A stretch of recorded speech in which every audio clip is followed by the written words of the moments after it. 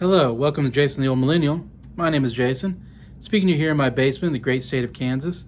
And today I'm continuing my ranking all of the Beatles songs, every single one. And I'm up to number 112 to number 109 I'm going to do on this video. So I'm getting closer to my top 100. And I'm already at a point where these are just really good Beatles songs. Songs I really enjoy, that I listen to quite a bit and put on my Spotify playlist, from time to time. My favorites of these albums that they're in and singles. Anyway, so yeah, we're definitely getting the ones that I really like. Anyway, so we're gonna start with number 112, and this is a B-side single. I don't feel like it's as talked about or as maybe known amongst the Beatles songs, but it's called "Yes It Is." Written by Lennon McCartney, mostly written by John. Like I said, it's a B-side to "Ticket to Ride." Obviously, "Ticket to Ride" was I'm pretty sure it was the #1 single for them. "Ticket to Ride" was on the Help album. "Ticket to Ride" was a huge song. Another favorite song of mine. That's really high on my list. So this is the B-side to that one. And I find that B-sides are the songs that I'm not as familiar with over time.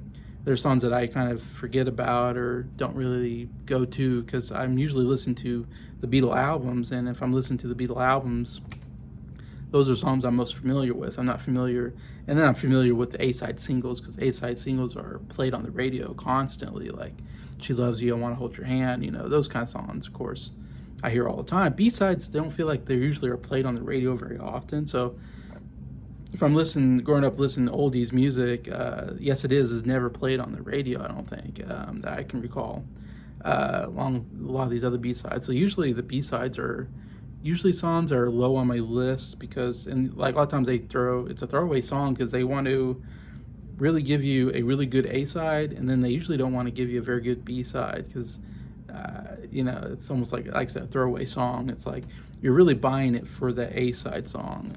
I guess they have to on these records, there's two sides to a record, I guess, so this is before my time, so I'm making guesses here. So I guess they felt like they had to have a song on each side on the singles, so you'd buy like a smaller record, I think they call them 45s maybe, and I guess you put it on one side and it played one song, and you flipped over the other side and played the other song, and so you're really buying it for that A side, but then you have to have something on that other side, so they just throw anything, like let's throw a song that's not good enough to make it on an album maybe, and it's not a single it's going to do anything, so they just almost kind of screw you over. Instead of saying, hey, let's give you two good songs so it's worth your money, they kind of want you to buy more singles, so I'll get you one good song, one not so good song, so then you'll keep buying other singles and albums to get the other stuff, is my guess is why they did it that way. But this is a really good B-side. I'd say it's up there as one of the best B-sides singles that they came out with. Like I said, it's not like a well-known one to me. I remember a little bit of story behind this. When I was in college, and by the time I was in college, I've been a Beatles fan for like 10 years or more. I've been a big Beatles fan, obsessed with the Beatles. I've been for a while. So I was already felt like I kind of knew about everything I knew, or I knew just about everything I thought I knew about, or I needed to know about the Beatles. Like I listened to all their albums. I didn't have Past Masters, I don't think, at that point. It wasn't until like 2009 they came out with all these remastered, and I bought all the remastered albums, and I bought Past Masters 1 and 2 remastered, and it was there that I kind of discovered a lot of the obscure singles that weren't on albums. But Yes It Is actually discovered earlier when I was in college in the early mid 2000s. I was at a friend's house, and he had a jukebox, which was so cool. I don't know how you get a jukebox. I seen jukeboxes in rarely in some restaurants. There's a 50 Styles restaurant in Wichita called Jimmy's Diner, which was, I loved that place. It was one of my favorite places to go because it was a 50 style. The girls wore the poodle skirts, and the guys were really dressed up, and it was all had a 50s theme to it, and they had a jukebox there, and you could put quarters in it and play 50s and 60s music basically. Anyways, and I always loved the jukebox and putting money in and finding a Beatles song and playing it. Anyways, so to me, the jukeboxes are cool. And so I had a friend that had a jukebox in his house. I was like, you got a jukebox. And it had the songs that you could, but I don't think we had to put quarters in, of course. We just got to pick what song we wanted. But yeah, it had all these, 50s, 60s songs on there from what I remember. And so I was looking at it. Of course, I always look for a Beatles song. That's usually what I do. And so I found Ticket to Ride on there. And of course, and I love Ticket to Ride, so I was like, all right, I'm gonna play Ticket to Ride. And I saw underneath Ticket to Ride was a song called Yes It Is. And I was like, Yes It Is a Beatles song? Like, I'd never heard of this song before. I've been listening to the Beatles for, like I said, 10 or more years at that point. Probably more than 10 years, yeah. And here I'm listening to this. I'm seeing the song for the first time in my life as a Beatles fan. I'm thinking, oh, I guess I don't know everything about the Beatles like I thought I did. That took me for a surprise. I'm like, there's a Beatles song I don't know about. And there's actually were several probably Beatles songs I didn't know about at that point. But that was one where I was like, okay. So I remember like picking Ticket to Ride, and then I picked Yes It Is. 'Cause I was like, well, I gotta listen to the song. It's a song I don't know about the Beatles. And I remember, the song played, and I was listening to it, and I was like, this was actually a really good song. Like, I really like the song. How come I never heard of it before? And I think I probably said something to my dad, and he's like, oh yeah, I knew that song. I'm like, I don't know why I missed out on this song. So that was my first introduction. And then later, when I bought, probably 2009, when I was buying all the albums remastered at that point, I bought Past Masters, and it's on Past Masters, I think Volume 1, I'm guessing. Song. So anyway, so it's one you can only listen to if you have that, probably. Anyways, but yeah, I think it's a very underrated song. It's a song no one really, I doubt anybody else has this as high as I do. But I think it's a really catchy song. Kind of a slow down song from what I've read. They're kind of going for similar to This Boy, which was a big single for them before this one, and it has similar chords and harmonies to This Boy. And it kind of has it's kind of a slow song, kind of in a way, like This Boy. But the harmonies are so great. And if you know me, I love songs with harmonies, and I love the Beatles because of their harmonies. And so definitely has this really great harmony throughout it. And John, even in the parts where John kind of sings by himself, has great rock vocals. And there's one point where he kind of sings out with a lot of passion. And I love his vocals because he really sings out you can really feel it. He's really good at doing that, making you really feel the song when he really gets louder and just, yes it is, yes it is, yes it is. He gets a little bit louder with each one. And then they go back to the harmonies, and it's just so great, I think. But yeah, I think it's definitely one to check out if you haven't heard it. Yes, it is. Is number 112 on my list. Number 111 is a song called Dig a Pony. A very strange title, one of the strangest titles I think the Beatles did. It's a Lennon McCartney song. Comes on the Let It Be album. Mostly it's a John song that he wrote. And it's kind of like two songs that he kind of put together. He had another song basically called All I Want Is You, which basically became the chorus to this song. It's kind of an unfinished song, it sounds like, that he kind of, when he was writing Dig a Pony, he needed something more to add to it, so he added the chorus from another song called All I Want Is You, which is, if you hear that song, all I want is you, dun dun dun dun dun. Anyways, but I love the John's vocals are all great. I dig a pony. I love that how he does the eyes. I. Really nice touch. And that how he kind of starts every verse basically that way. And he even hits some high notes, really good high notes that I really enjoy. Add a lot to the song. And it has a great guitar. The guitar is really it's like, to me, this is a really underrated song on Let It Be. Let It Be, I just bought the vinyl not too long ago, and I showed it on the channel. Really great album. I love the album. It has a lot of some of their best music on it. And Dig a Pony is one that you don't think about, but I think it's a really good song. It's maybe one of the most underrated songs on that album that nobody really talks about. I think he plays it on the Get Back. If I remember, the Get Back documentary is one of the songs that he plays around with. I can't remember if they played it. I think they played it on the rooftop concert even. But I love the guitar, the dun dun dun dun dun dun dun dun, dun. Really guitar, and it has a really good guitar solo. Very nice. And yeah, it's a really, I think, yeah, good song. It's just a weird song. I think that's why it's not talked about as much, and it's kind of somewhat obscure amongst all the other Beatles. But I just wanted to read some of the lyrics because the lyrics don't mean anything. From what I read, John Lennon said that they were kind of nonsense. He was just kind of making up the lyrics as he was going, as he was writing the song. And so there's some interesting lyrics in here. Like the whole title, I Dig a Pony, doesn't really mean anything, John says. But it starts off with I dig a pony, and then it's I do a road hog. Then it's I pick a moon dog.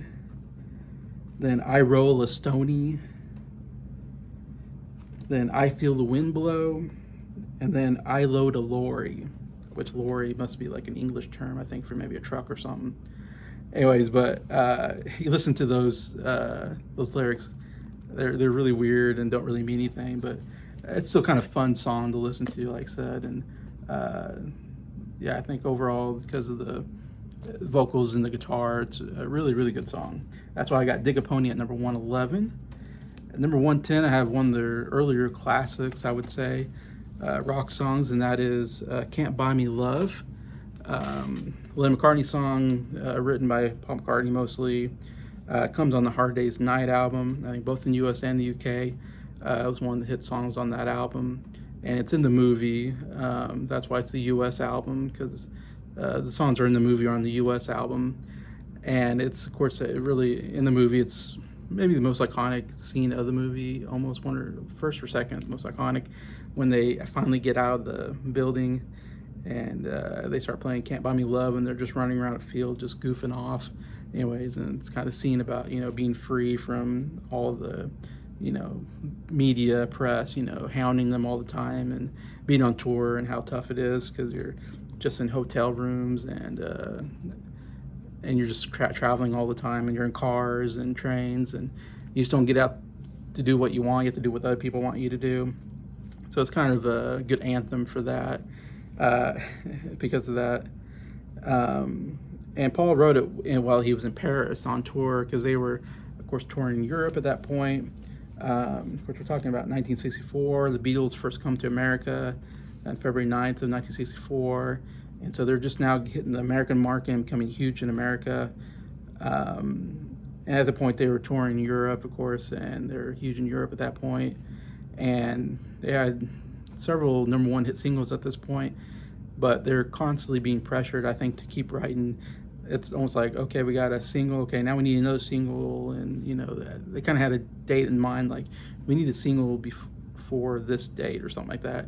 So while the Beatles are on tour, killing themselves, traveling and playing, they're also worked hard. Lennon and McCartney, of course, got together and were constantly writing songs all the time. And when they're in hotel rooms, they had to get together in the hotel room. And so they purposely put a piano in the hotel room so Paul could write a song and then get on the piano and kind of work it out, the chords and everything of the song. So he kind of wrote it on a piano in a hotel room. I think it's kind of interesting. It ended up being a number one single in the UK and the US, which is interesting because usually the singles don't appear on the albums. Usually they come out with a single, and then when they do an album, they don't have any of their singles on it. They have a whole new set of 14 songs, I guess, so they can sell more money, because you need to buy the singles and you need to buy the album if you want to hear, you buy the album, but here's a hit single that's on the album, so now you got to spend more money to buy the single. So I think it's a ploy to make more money. But this was a case where he wrote Can't Buy Me Love. It was the next single that they put out. Of course, went number one, all that. And they ended up putting in the Hard Day's Night album, of course. And it was a huge hit off that album and a huge part of that movie. Like I said, George Martin suggested putting the chorus first, which was a interesting thing to do, because usually you start with the first verse and chorus, second verse. There's kind of a way that usually do these, catchy pop songs or rock songs that work so well for the Beatles. So I think it was a good idea by George Martin saying, hey, let's do something different. Let's just start right out with the chorus, because the chorus got a really good chorus to it, real catchy to it. And yeah, and this is definitely one of the great early, what I call early Beatles songs, I feel like the Beatles have like three eras. There's like the 1963 to 1965 era, which is like the really early, just catchy pop and rock songs, love songs that they're writing, millions of them, just getting these songs out. And then you got the more middle Beatles, 65 to 67, 68, where they're doing more studio work and they're not touring as much. And they're just getting better in all those areas. And then you got the late Beatles, where they're kind of almost getting close to being breaking up, and they're doing more solo material, and they're not working together as much, it feels like, and of course not touring at all. And you get a lot of more experimental music in the later Beatle period. So to me, this is like the early Beatle period, where you're not being experimental, you're just, let's write a good catchy rock song, pop song. Anyways, the Beatles were so good at that, or Lennon McCartney especially, were really good at coming out with these stuff. And it's got a great pace to it. I think it's a really solid rock song, and it's fast paced throughout anyways, and definitely one of the best earlier Beatles songs in my opinion. So got Can't Buy Me Love at number 110. Last song I'll talk about at number 109 is Got to Get You Into My Life, which again, written mostly by Paul McCartney, and he sings it on the Revolver album. And I think this is the first song I've talked about on the Revolver album. If you don't know, Revolver is my favorite Beatles album, and it's one of my favorite albums of all time. And it's just got one incredible song after another. It's just, when I listen to the album, I'm like, wow, that's incredible. Next song, wow, that's incredible. Like, it's just, no other album just hits you with one incredible song after another. And they're not all rock, they're rock songs, they're piano ballads, they're kid songs, they're psychedelic songs. I mean, they hit you with so much different stuff, and yet it's all amazing. And so Got to Get You Into My Life is, I guess I would say, my least favorite song on the album, but still a really good song that I really like. It's in my good Beatles category. But like I said, so many good songs on the album, you know. This is one of the weaker ones on it. It's still a really good song. It tells you how good of an album that is. It's the first use of brass on an album, so I thought it was interesting. I guess I didn't really, in Rubber Soul, they started using orchestra music more, or with help, they started using orchestra more with Yesterday, had an orchestra behind him. That might have been the first time maybe they used orchestra music, so they were already starting to use violins and cellos and stuff. And then, of course, with Revolver, they got Eleanor Rigby, which has all cellos and violins. And in this one, the first time they're adding brass to their, because I think they're being more experimental in the studio, and they're starting to try to add more, make more of a overall, you know, sound in the studio, and more producing and mixing more stuff in to make them more complicated and just more complex and more interesting, which was going on at that time. Of course, when you think about Pet Sounds and what the Beatles were doing, and Phil Spector called it the Wall of Sound. And they were doing a lot of this stuff. I'd say like Sgt. Pepper's Lonely Hearts Club Band, that album has a lot of brass, and that's the thing I found out last time I was listening to it, is how many songs have brass in it. So I feel like they start with Revolver, I guess, with this song, doing some brass, and then when they got to Sgt. Pepper's, they're like, let's put more brass in it, because I feel like there's several songs in there that have some kind of either brass instrument or even like a woodwind instrument. So they're definitely branching out to doing more instrumental music into their songs. I guess there was a French horn, though, I believe on the Help album with John's song. What's it called? I'm just now thinking it's on top of mine, because I think they'd have the French horn before, but I guess that didn't count as the brass. I don't know. Can't Hide Your Love Away, I believe it's called. Anyways, so I don't know why they say this is the first brass, but maybe it's the first time they used multiple brass instruments into it. And I like it. I like when they use brass instruments. And there's some songs later on that's going to be really high on my list that have a lot of brass in it. So I enjoy that in this song. And overall, it's a solid Paul McCartney song, you know. And like I said, Revolver, they're just hitting on all cylinders with this. And interestingly enough, of course, the song, it's one of those songs where they say it was about drugs. Many say it's about LSD, but then I was reading that many don't think it's LSD, because they don't think Paul McCartney was doing LSD yet at this time. That was probably more about marijuana. And even in interviews, Paul said that it's about drugs, and he was really into marijuana at that point. And so the whole song, I got to get you into my life, talking about drugs, I guess, marijuana, I got to get you. Anyways, and I never like that when I see that, when they always say, oh, this, there's so many songs where like, oh, it's about drugs. And I'm like, it is? Like, to me, it could work as a love song. It didn't have to be about drugs. You can almost interpret it, I guess, differently, whatever you think. And so I never listen to a song and think, oh, that song's about drugs. I always just, even if they say it's about drugs, I go, it's not about drugs. It's got to be about a person. Why would you be singing about drugs in that way? It doesn't make sense to me. Anyways, and I know Paul wrote the song and he says it's about drugs, but sometimes I wonder, like, even if he's just saying that after the fact. I don't know. I was going to look at some of the lyrics to kind of explain what I think. I'm taking this out of this lyric book. It has all the Beatles song lyrics in it that I kind of look up when I do these videos. But it's all these songs, all these, you know, you didn't run, you didn't lie, you knew I wanted just to hold you. Why would drugs can't run, they can't lie, they're not able to lie, they can't talk. Drugs don't care if you hold them, they're inanimate objects. Why is he talking to drugs about, I knew you just wanted me to hold you? It's like, it doesn't make sense. That makes more sense if it's a human being, not drugs. And had you gone, you knew in time we'd meet again. Drugs don't know that you're meeting them. For I had told you, he told the drugs this? He's talking to the drugs? Why is he talking to the drugs, an inanimate object? Ooh, you were meant to be near me. Ooh, and I want you to hear me. How does drugs hear you? Drugs don't have ears. Say we'll be together every day. I don't know. It definitely, the lyrics to me feel like a love song to a human being, a woman in this case, and saying, I got to get you into my life because I love you. You're so great. I want to be around you. I can't wait to be around you. That makes sense in my brain. But talking about drugs, it just doesn't make sense. And that's just me, maybe. And maybe he couldn't go out and say this is about drugs in the song or it'd get banned. So I guess he's like, oh, I'm just going to write it like I'm writing to a woman.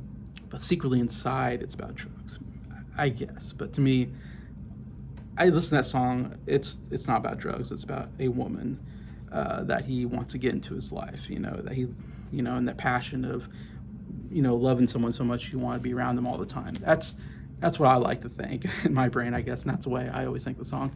And I'd love to hear anybody say, I know, maybe I'm totally wrong about this, and maybe you say, yeah, it's about drugs, it's obvious about drugs or something. I don't know, it's not to me obvious about drugs.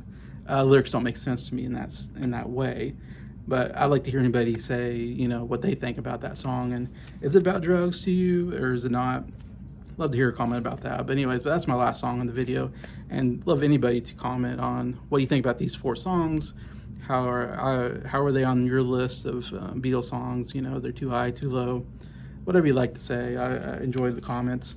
And just thank you to everybody watching the video. Thank you for liking it. And thank you to all the subscribers for supporting the channel. I really appreciate you. Have a good day.